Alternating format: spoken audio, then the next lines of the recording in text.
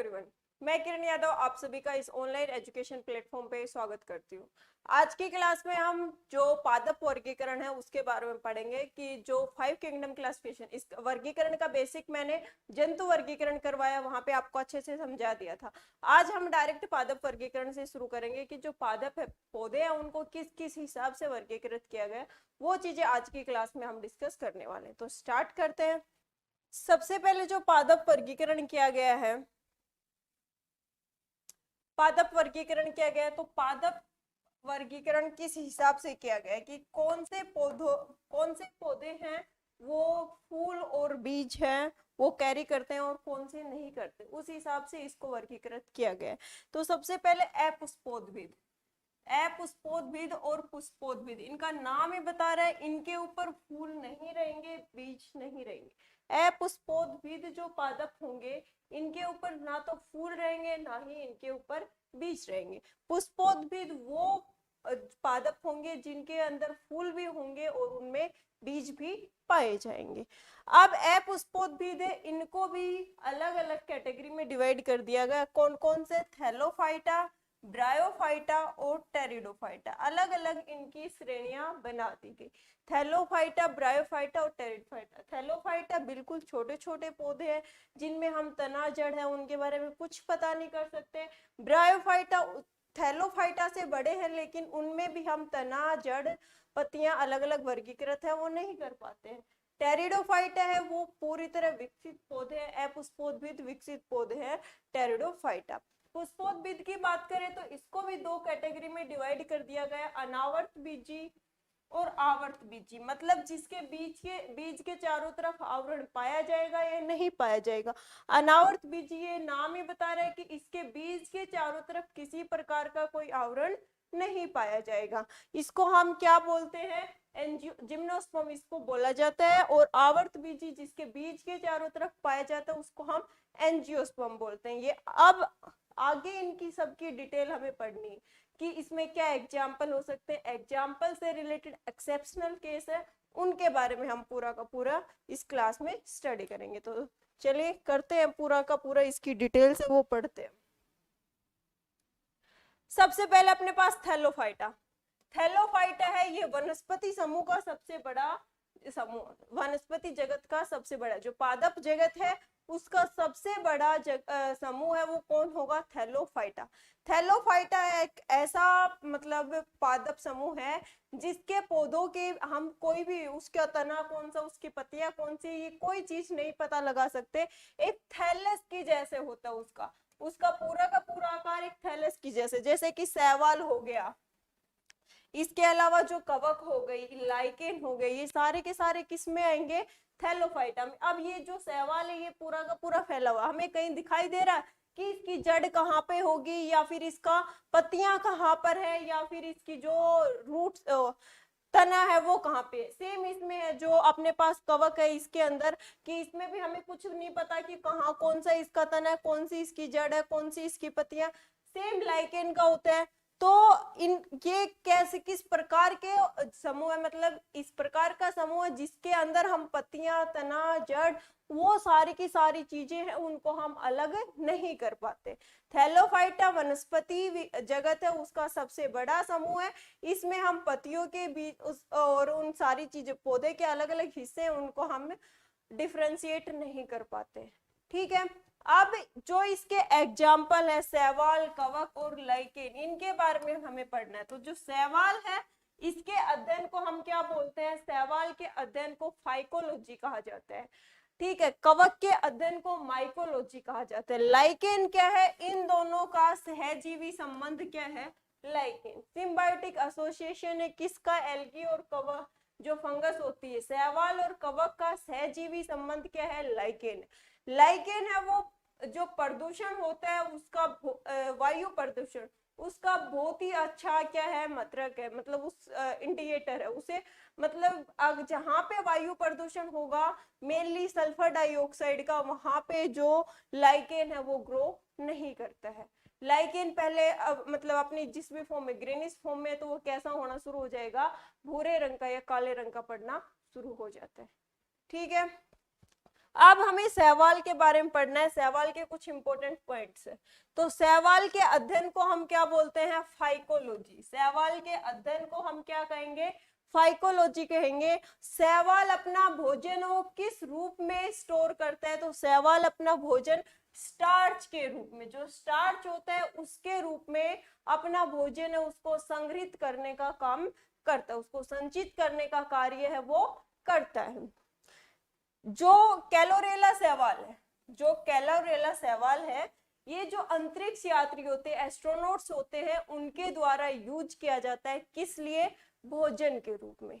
जो कैलोरेला शैवाल है इसका अंतरिक्ष यात्री भोजन के रूप में इसका प्रयोग करते हैं। अगर क्वेश्चन पूछ ले कि कौन से शैवाल का अंतरिक्ष यात्रियों द्वारा प्रयोग किया जाता है, तो कौन सी आएगी? कैलोरेला शैवाल है, वो अंतरिक्ष यात्रियों के द्वारा यूज की जाती है। इसके अलावा नीले हरे शैवाल, ब्लू ग्रीन एल्गी जो होती है, उसका उपयोग किसके द्वारा, किस में किया जाता है? जो उर्वरक बनाया जाता है, जो फर्टिलाइजर्स बनाए जाते हैं, उर्वरक बना, रासायनिक खाद बनाए जाते हैं, उसके अंदर इसका प्रयोग किया जाता है। ब्लू ग्रीन एल्गी का फर्टिलाइजर्स बनाने के लिए, उर्वरक बनाने के लिए प्रयोग किया जाता है। शैवाल के अध्ययन को फाइकोलॉजी कहते हैं। स्टार्च के रूप में ये भोजन संग्रहित करता है। कैलोरेला शैवाल है, इसको अंतरिक्ष यात्री यूज करते हैं भोजन के रूप में। नील हरित शैवाल है, इसको किस लिए? उर्वरक बनाने के लिए इसका प्रयोग किया जाता है। फिर उसके बाद है हमारे पास ब्रायोफाइटा। वो पहले पढ़ा कौन सा? थैलोफाइटा, जिसकी पत्तियों वगैरह के बीच हम डिफ्रेंशिएट नहीं कर पाते। अब ब्रायोफाइटा, ब्रायोफाइटा है, इसको क्या बोला जाता है? पादप जगत का क्या बोला जाता है? उभयचर कहा जाता है। ब्रायोफाइटा है, इसको क्या बोला जाता है? पादप जगत का उभयचर। उभयचर क्या होता है? ये मैंने आपको जंतु जो जगत है वो पढ़ाया था, उसमें आपको बताया था। मतलब उभयचर क्या होगा? जो पानी में भी ग्रो कर सके और जो पृथ्वी स्थल के ऊपर भी ग्रो कर सके। जल और स्थल दोनों पे ग्रो करने वाले जो पौधे हैं उनको हम क्या करेंगे? ब्रायोफाइटा बोलेंगे। ठीक है, ये जल की जरूरत इनको क्यों पड़ती है? जब ये अपनी प्रजनन की प्रक्रिया पूरी करते हैं तो उसमें इनको जल की जरूरत है, वो पड़ती है। ठीक है, तो ब्रायोफाइटा है, इसको क्या बोला जाता है? उभयचर। पूछ लिया जाए पादप जगत के उभयचर किसको कहा जाता है, तो किसको? ब्रायोफाइटा को पादप जगत का उभयचर कहा जाता है। इसके अंदर जाइलम और फिलोएम नहीं होते। जाइलम और फिलोएम जो दोनों के दोनों ऊतक है वो नहीं पाए जाते किसमें? ब्रायोफाइटा। ठीक है, ब्रायोफाइटा एक ऐसा पौधा है, मतलब जिसकी जड़ें तो होंगी, मतलब जो हमने थैलोफाइटा पढ़ा उससे थोड़ा सा डेवलप रहेगा, जड़ें होंगी लेकिन झूठी जड़ें, फॉल्स रूट बोला जाता है। और उनका नाम क्या दे दिया? जड़ का नाम दे दिया राइजोइड। क्या नाम दे दिया? राइजोइड। ब्रायोफाइटा की जो जड़ें होती है, ब्रायोफाइटा प्लांट्स होते हैं, उनकी जड़ें होती है, उनको क्या बोला जाता है? राइजोइड बोला जाता है। क्या कहा जाता है? राइजोइड कहा जाता है। अगर पूछ ले सबसे छोटा या सबसे बड़ा ब्रायोफाइटा कौन सा है, तो डोवोनिया। डोवोनिया है, ये क्या है? सबसे बड़ा ब्रायोफाइटा है। डोवोनिया सबसे बड़ा ब्रायोफाइटा है। और जूपीस है, ये क्या है? सबसे छोटा ब्रायोफाइटा है। जूपीस है वो सबसे छोटा ब्रायोफाइटा होगा, डोवोनिया है ये सबसे बड़ा ब्रायोफाइटा होगा। ब्रायोफाइटा क्या माना जाता है? पादप जगत का उभयचर माना जाता है। जाइलम फिलोएम इसमें डेवलप नहीं होते हैं। इसकी जो जड़ें है उसको राइजोइड कहा जाता है। डोवोनिया सबसे बड़ा ब्रायोफाइटा होता है और जूपीस है वो क्या है? सबसे छोटा ब्रायोफाइटा। ये देखो, ये है डोवोनिया और ये होगा अपने पास इधर जूपीस। ठीक है, तो ये हो गया अपना पूरा का पूरा ब्रायोफाइटा के बारे में। नेक्स्ट है अपना टेरिडोफाइटा। टेरिडोफाइटा पहला एक ऐसा पौधा है जिसकी तना जड़ पत्तियां हैं, उनको हम अलग अलग डिफरेंशिएट कर सकते हैं कि भाई ये इसका रूट है, ये इसकी मतलब स्टेम है, ये इसकी लीव्स है। इस चीज को हम अलग अलग डिफरेंशिएट कर सकते हैं। पहला एक ऐसा पौधा है, कौन सा? टेरिडोफाइटा। पहला पौधा है जिसकी तना जड़ और पत्तियां उनको डिफरेंशिएट कर पाएंगे। इसमें जाइलम और फिलोएम भी पाए जाते हैं। टेरिडोफाइटा है, इसके अंदर टेरिडोफाइटा कैसा पौधा था? जिसमें फूल नहीं आते, जो अपने पास अपुष्पोद्भिद है उसका एक पार्ट है। इसमें फूल नहीं आते हैं, इसमें बीज नहीं बनता है। लेकिन ये कैसे पौधे, एक ऐसा पौधा, पहला ऐसा पौधा है जिसके अंदर पत्तियां, जड़ और तने के बीच हम डिफरेंशिएट कर पाएंगे, और इसमें जाइलम और फिलोएम ऊतक है वो पाया जाता है। जाइलम फिलोएम ऊतक दोनों के दोनों इसके अंदर उपस्थित रहते हैं। ये इसको क्या नाम दिया गया, तो इसको नाम दिया गया वनस्पतिक साप, बोटनिकल सर्प के नाम से जाना जाता है। बोटनिकल सर्प या पादप जगत का सर्प या वनस्पतिक सांप के नाम से इसको जाना जाता है, क्योंकि ये इनकी जो पत्तियां ऊपर से किस प्रकार टेंड्रिल्स के रूप में हो जाती, कुछ इस प्रकार से हो जाती, जो ऊपर का कोमल हिस्सा होता है वो टेंड्रिल्स के रूप में इनका हो जाता है, इसलिए इनको क्या बोला जाता है, बोटनिकल सर्प का नाम इनको दिया गया है। टेरिडोफाइटा है वो पहला जीरोफिटिक प्लांट भी है, मतलब पहला ऐसा पौधा है जिसमें हम सारी चीजें हैं वो अलग अलग डिफरेंशिएट कर पाएंगे, और जो अपुष्पोद्भिद है उसका पहला पौधा जो पूरी तरह से स्थल के ऊपर ग्रो कर सकता है। बाकी को क्या जरूरत पड़ रही थी, पानी की पड़ रही थी ग्रो करने के लिए, पानी की तो सबको जरूरत पड़ती है पौधों के लिए, लेकिन ये धरती के ऊपर आराम से सरवाइव कर सकता है। ये नहीं कि इसको 24 घंटे पानी चाहिए होगा, जब हमने चाहा उसमें पानी डाल दे ये सरवाइव कर सकता है। ठीक है, तो टेरिडोफाइट है, पहला पौधा है जिसमें जड़ पत्तियां उनके बीच डिफरेंशिएट कर पाए, जाइलम फिलोएम इसमें उपस्थित होता है। वनस्पतिक सांप या बोटनिकल सर्प के नाम से इसको जाना जाता है। एग्जाम्पल क्या ले सकते हैं, फर्न और लाइकोफाइटोन। फर्न और लाइकोफाइटोन, ये देखो इधर, ये आपके पास फर्न हो गया और ये हो गया लाइकोफाइटोन, दोनों के दोनों है, एग्जाम्पल आपको शो किया गया, मतलब इस प्रकार के होते हैं ये दोनों के दोनों पौधे। ठीक है, ये अपना हो गया जो अपने पास अपुष्पोद्भिद थे, मतलब जिसके अंदर बीज नहीं आते, उसके 3 प्रकार है वो हमने पढ़ लिए, थैलोफाइटा, ब्रायोफाइटा, टेरिडोफाइटा। थैलोफाइटा वो उसमें शैवाल, कवक, ये सारी चीजें इंक्लूड होंगी। ब्रायोफाइटा वो उभयचर माने जाते हैं, जमीन और पानी दोनों की जरूरत पड़ती है उनको ग्रो करने के लिए। टेरिडोफाइटा पहला ऐसा पौधा जिसमें आराम से पत्तियां, तना, जड़ अलग अलग बता सकते हैं, ऊतक भी इसमें पाए जा रहे हैं, और ये क्या कर रहा है, बोटनिकल सर्प के नाम से इसको जाना जाता है। नेक्स्ट है अपने पास जिम्नोस्पर्म। नेक्स्ट है जिम्नोस्पर्म, पुष्पोद्भिद का एक प्रकार है। किसका प्रकार है, पुष्पोद्भिद का एक प्रकार है जिसके अंदर फूल और बीज आते हैं। तो जिम्नोस्पर्म है ये, जो इसका शब्द है जिम्नोस्पर्म शब्द है, जिम्नोस्पर्म शब्द है, इसकी उत्पत्ति कहां से हुई, एक ग्रीक शब्द है। जिम्नोस्पर्म की उत्पत्ति कहां से हुई, ग्रीक शब्द जिम्नोस से हुई। किससे हुई, ग्रीक शब्द जिम्नोस से इसकी उत्पत्ति हुई, जिसका अर्थ है नेक्ड या फिर नंगन, नंगन। ठीक है, मतलब जिम्नोस्पर्म होंगे ना, उनके बीज के चारों तरफ किसी प्रकार का कोई आवरण नहीं पाया जाएगा।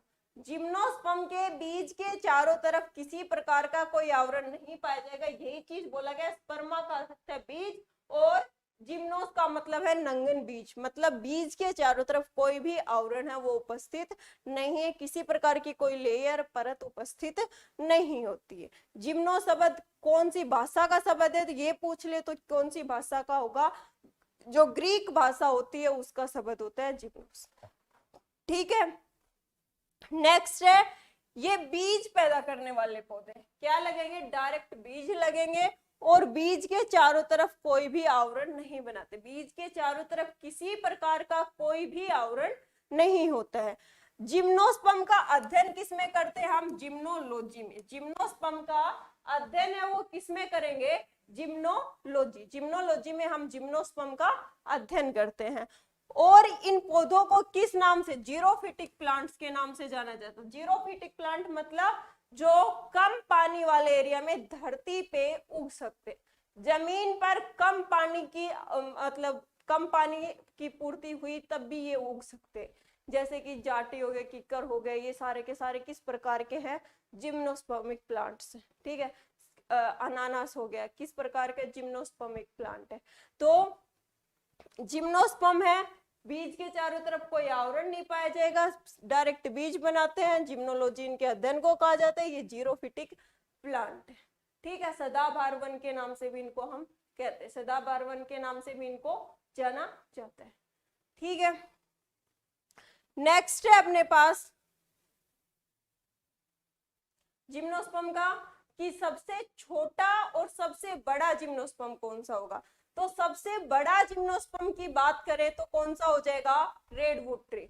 सबसे बड़ा जिम्नोस्पर्म मतलब सबसे बड़ा का मतलब है सबसे लंबा जिम्नोस्पर्म, सबसे लंबा जिम्नोस्पर्म है वो कौन सा हो जाएगा, रेडवुड ट्री है, वो हो जाता है अराउंड अराउंड कितनी होती है इसकी, 400 फीट लंबाई होती है, 400 फीट इसकी लंबाई है वो होती है। सबसे लंबा जिम्नोस्पर्म रेडवुड ट्री होता है, 400 फीट इसकी लंबाई है वो मानी जाती है। और अगर बात करें सबसे छोटा जिम्नोस्पर्म तो कौन सा हो गया, जामिया पाइगमिया।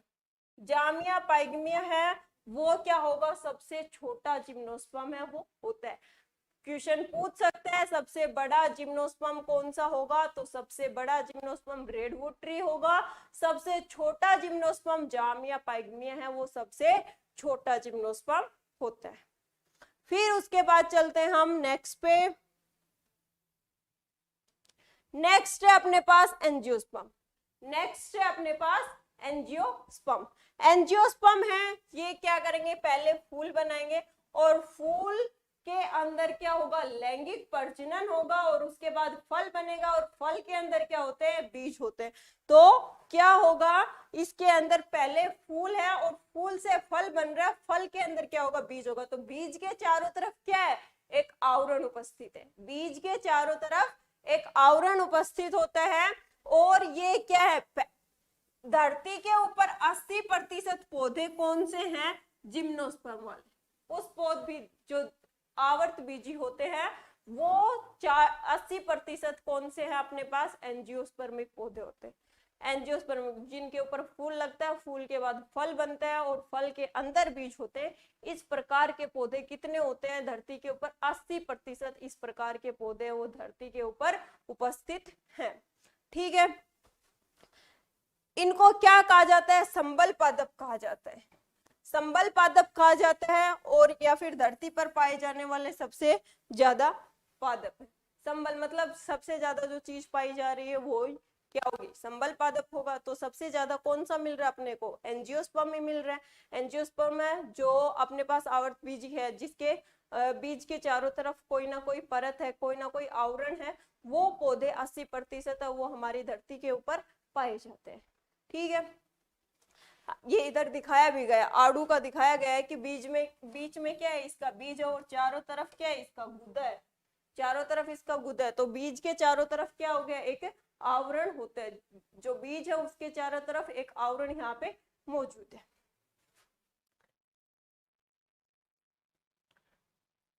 नेक्स्ट फिर कि भाई सबसे छोटा और सबसे बड़ा एंजियोस्पर्म, सबसे छोटा एंजियोस्पर्म कौन सा होगा और सबसे बड़ा एंजियोस्पर्म कौन सा होगा। तो सबसे बड़ा एंजियोस्पर्म की बात करें तो वो होगा यूकलिप्टस रेंगर्स।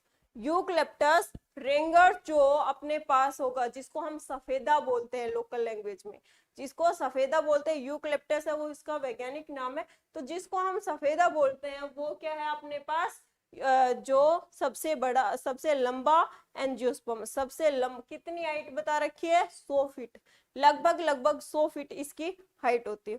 और अगर बात करें हम सबसे छोटा एंजियोस्पर्म कौन सा होता है, कि भाई जो सबसे छोटा एंजियोस्पर्म होगा वो कौन सा होगा, तो सबसे छोटा एंजियोस्पर्म होता है अपने पास कौन सा, वोल्फिया। वोल्फिया। अब कई बोलेंगे कि सबसे छोटा फूल वोल्फिया होता है मैडम, हाँ भाई बिल्कुल होता है। एंजियोस्पर्मिक पौधे वो किस प्रकार के पौधे हैं, फूलों वाले ही पौधे हैं, इन पे फूल लगेंगे तभी तो आगे इनका पूरा प्रोसेस चलेगा।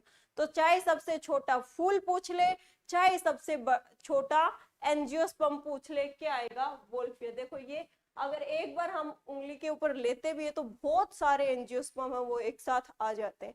तो सबसे बड़ा एंजियोस्पर्म यूकलिप्टस और सबसे छोटा एंजियोस्पर्म वोल्फिया। सबसे बड़ा जिम्नोस्पर्म रेडवुड ट्री, सबसे छोटा जिम्नोस्पर्म कौन सा हो गया, जामिया पाइगमिया।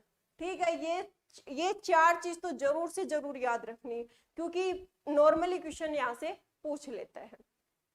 तो ये अपना जो पादप वर्गीकरण था वो पूरा होता है। इसी के साथ अपना जो वनस्पति विज्ञान है वो भी कंप्लीट होता है। सारी चीजें हमने डिस्कस कर ली हैं कि प्रकाश संश्लेषण क्या होता है, पादप वर्गीकरण क्या है, पादप रोग कौन से है, पादप हार्मोन कौन से, सारी की सारी चीजें हैं वो हमने पूरा का पूरा डिस्कस कर लिया। वनस्पति विज्ञान है वो भी हमारा यहाँ पे फिनिश होता है। Thank you so much, have a nice day.